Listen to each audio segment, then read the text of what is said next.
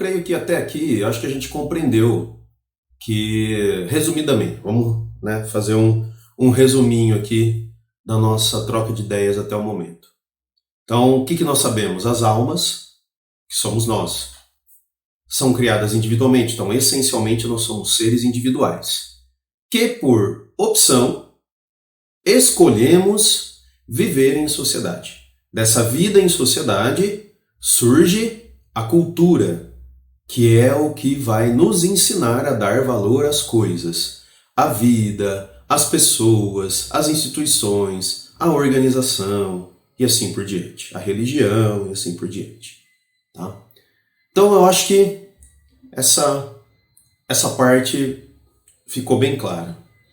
Mas aí agora nós vamos entrar na questão espiritual propriamente dita. O que nós percebemos? Se você analisa a história, e aí eu recomendo a vocês, como recomendo para os meus alunos, que estudem a história e use a maior ferramenta, ali, a maior amiga. Eu costumo dizer que a maior amiga do estudante de história é a linha do tempo. Por quê? Porque a linha do tempo faz com que você se localize no tempo e no espaço. Então pode pegar qualquer civilização, antiga ou mais recente, não importa. Pega as antigas que dá para ver melhor isso. Pode ver. Não vamos muito para trás, mas pega lá. Egípcios, sumérios, cananeus, o próprio povo hebreu, que nos é muito caro aqui no Ocidente. Quem mais? Romanos, gregos. Pode observar. Todas essas civilizações têm uma história bem interessante. Então elas começam ali com a sua organização da forma mais primitiva. Então elas vão evoluindo até que chega no auge. A partir do momento que chega no auge, elas entram em declínio. Que auge é esse? Invariavelmente, um alto desenvolvimento tecnológico para a sua época, tá? De acordo com a sua época. Então, um alto padrão de desenvolvimento tecnológico. Junto com esse alto padrão de desenvolvimento tecnológico, o que acontece? Um declínio da religião, uma forte proeminência de um saber mais técnico e científico que leva à criação de coisas. Para quem já entendeu o que eu estou falando, isso é magia de criação. Por quê? Há muito tempo, a ciência teve que romper um relacionamento tóxico com a religião. E ao fazer isso, a ciência ela ficou assim tão puta da vida que ela renegou tudo aquilo que é a religião, que possa ter alguma coisa a ver com a religião, tudo aquilo que a religião trouxe de criação, né, de criação institucional. Então, criou-se aí a ideia do sobrenatural, que é aquilo que a ciência não consegue explicar e que, portanto, ela usa hoje em dia como justificativa para não ter que explicar. Mas durante muito tempo, claro, ela teve que explicar aquilo que se considerava sobrenatural, até o momento em que ela começou a descobrir que não existe o sobrenatural. Tudo é natural. Só tem uma coisa que a ciência ainda não reconhece que é natural, que é o espírito. Por quê? Porque o espírito ainda é de domínio das religiões. Então nós estamos vivendo uma época em que as religiões, todas elas irão entrar nesse período, já entraram nesse período de declínio. E a ciência, ela está avançando, só que a passos muito lentos. Por quê? Porque ela precisa explicar o que é o espírito.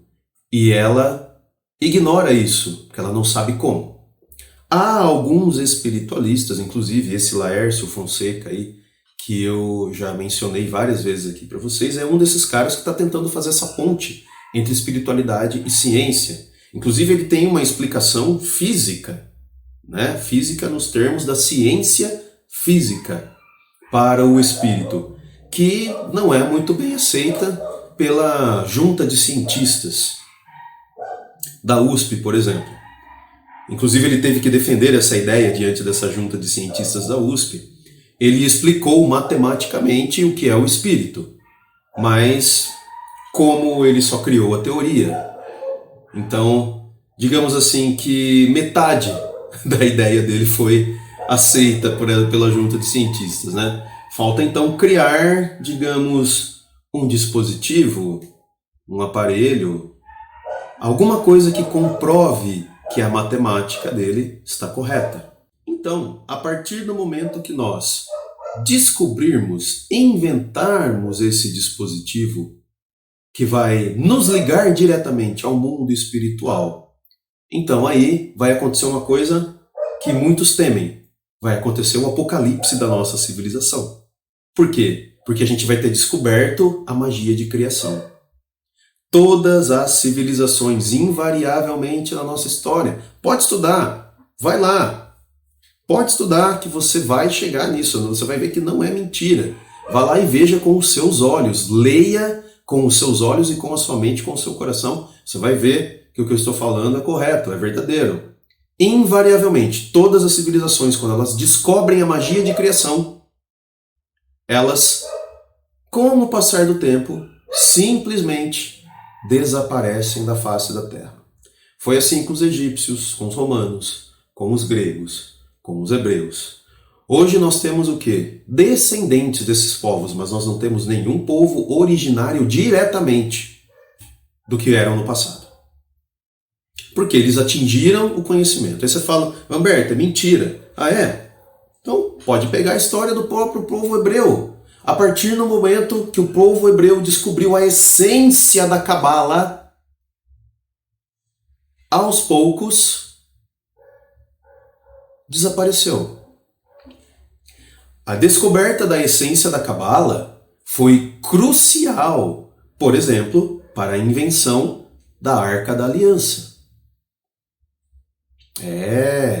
A Arca da Aliança, ela não foi exatamente um dispositivo dado pela divindade. Os seres humanos criaram, presta bem atenção lá no texto, os seres humanos hebreus criaram a Arca da Aliança sob orientação dos anjos. E era um dispositivo onde estava ali, que guardava coisas muito valiosas, né? A Tábula dos 10 Mandamentos, escrita por Deus. Isso é o que dizem. Mas é claro que eu, como bom teórico da conspiração, não acredito nisso, é óbvio. Existe algo muito mais valioso e difícil de ser manipulado pelas mãos carnais. Você só poderia manipular pela sua, vamos colocar assim, pelo seu corpo astral, espiritual, mais sutil. Porque senão se tornaria alguma coisa agressiva a nós humanos. Então era algo muito mais valioso. Gente, né? Como é possível que esse nível tecnológico nunca foi valorizado? Então, muitos cientistas, inclusive, mas tem teólogos, claro, mas muitos cientistas chegaram nessa conclusão. Então, havia algo, na verdade, porque a Arca da Aliança, ela desapareceu, ela não foi destruída, ela está escondida, de propósito. Para quem, já que nós estamos falando aqui, né, de espiritualidade, ela foi escondida de propósito, é claro, porque o que tem dentro dela, nós ainda não temos capacidade de manipular, porque nós não chegamos na magia de criação. Então a essência da vida em sociedade, o motivo principal de nós estarmos juntos é descobrirmos mais rápido a magia de criação. E perceba que eu não estou usando a palavra manipulação. A magia de criação, ela não manipula. Ela cria. Ela cria. Ela não manipula o que tem. Ela inventa algo novo. Mas é claro que esse algo novo, vocês não vão ser ingênuos de achar que é do zero. Evidentemente que não. A magia de criação, ela tem um preço que todos os magos, né, todo mago minimamente aí versado em magia, né, sabe? É a sua própria essência. A verdadeira magia de criação, ela pega a energia do Criador. Olha lá, Deus criando a partir da fala que nós falamos lá no início. A verdadeira magia de criação, ela utiliza a energia do mago, do Criador, para fazer as coisas. Ela não pega na natureza, isso é roubo. Certo? Pegar o que é dos outros é roubo. Ah, mas a natureza está aqui para nos servir. Não, essa ideia ela foi inventada para que a gente se sinta melhor manipulando a natureza. Então o que nós fazemos com a natureza é manipulação. Eu estou aqui com o meu copo de água tomando, né? Então eu estou me servindo de algo que a natureza me dá. E que tem um grupo de imbecis aqui na minha cidade que capitalizou isso. Eu tenho que pagar por essa água, inclusive. Então nós temos essa mania muito idiota de pegar aquilo que é do outro, tomar pra gente e capitalizar, cobrar para que outros possam usar. Isso é de um atraso sem precedentes. Né? Nós somos seres muito, muito densos. Porque tudo a gente quer ganhar em cima, tudo a gente quer lucrar, tudo a gente quer ter o nós, tudo a gente pensa na gente. E a gente esquece. Então a gente vai lá, toma o que pertence à natureza, a Mãe Terra, Gaia, a deusa nutridora de todos nós. A gente transforma isso num meio de vida. Né? Então isso não é magia. Isso, se muito, é tecnologia, mas eu também nem chamaria isso de tecnologia. Eu chamaria isso pelo nome que tem, roubo. Isso é roubo. A partir do momento que você descobre a essência da magia de criação, você não precisa manipular ao seu redor. Tanto é que todos os grandes avatares, vocês, claro, já devem ter percebido isso, já fizeram esse link, né, dos nossos outros vídeos. Se você não assistiu os nossos outros vídeos, vai lá e assiste para você saber do que eu estou falando. Os grandes avatares que vieram aqui na Terra foram aqueles que despertaram neles a magia de criação. Então eles não precisavam de mais nada que esse mundo tinha. Pega lá a própria figura do Cristo, olha lá o Jesus Cristo.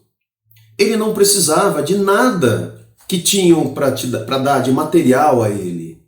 A partir do momento que ele despertou o Criador que havia dentro dele, e daí vem a ideia dele ser o Filho do grande Deus, o Filho do Criador, que todos nós somos, mas a gente ainda não despertou essa magia de criação dentro da gente. A partir do momento que ele despertou essa magia de criação dentro dele, o Jesus, ele não dependeu de absolutamente mais nada que tinha ao seu redor para viver, para sobreviver. Ele começou a fazer o quê? Doar, o oposto. Ele parou de tirar e começou a dar. Ele parou de roubar e começou a restituir. Então ele restituía às pessoas a sua dignidade perdida, não é?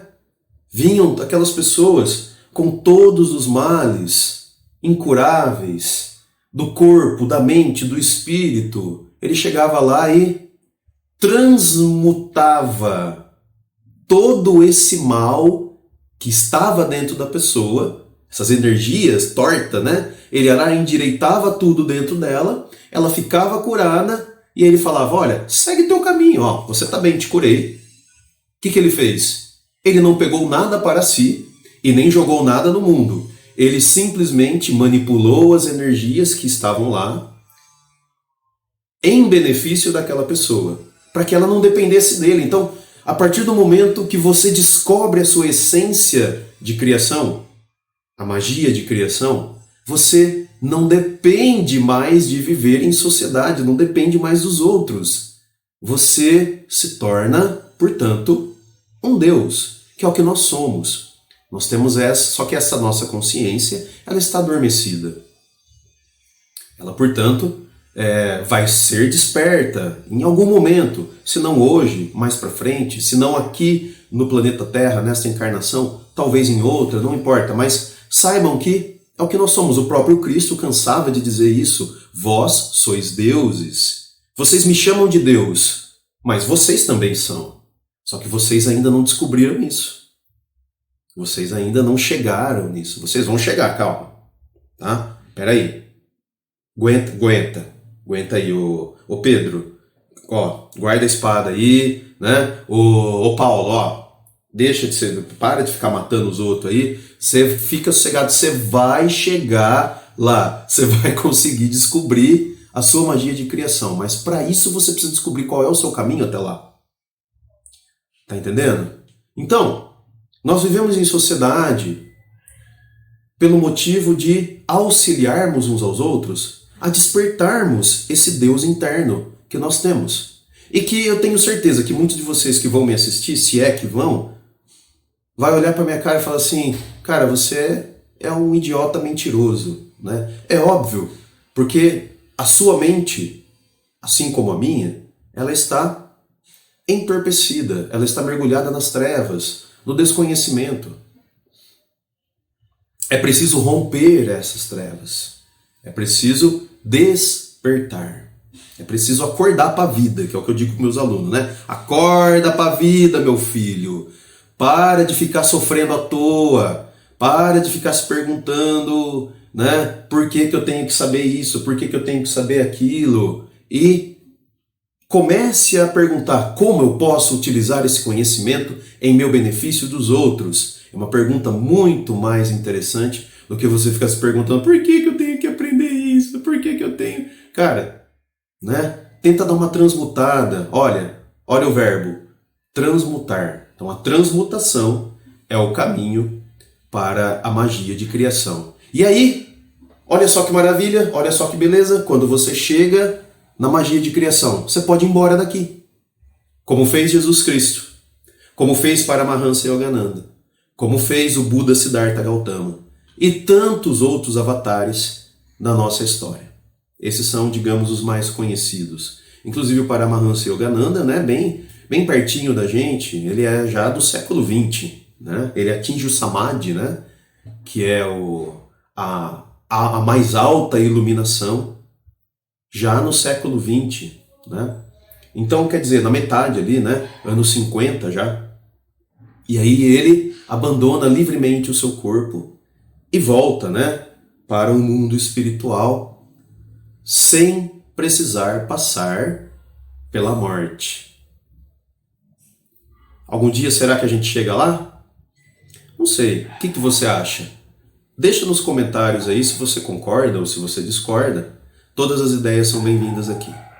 Se você gostou do nosso bate-papo de hoje, que foi um pouco extenso, dá um likezinho aí pra gente, né? É muito importante para o nosso trabalho.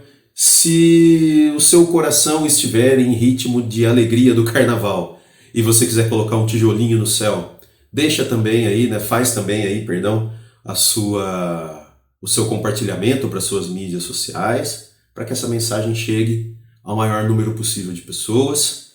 Por hoje é só, a nossa conversa fica por aqui, espero ter ajudado em alguma coisa, contribuído em alguma coisa no seu caminho. E até o nosso próximo vídeo, deixando aqui para vocês um grande beijo na sua mente e no seu espírito. Tchau, até lá.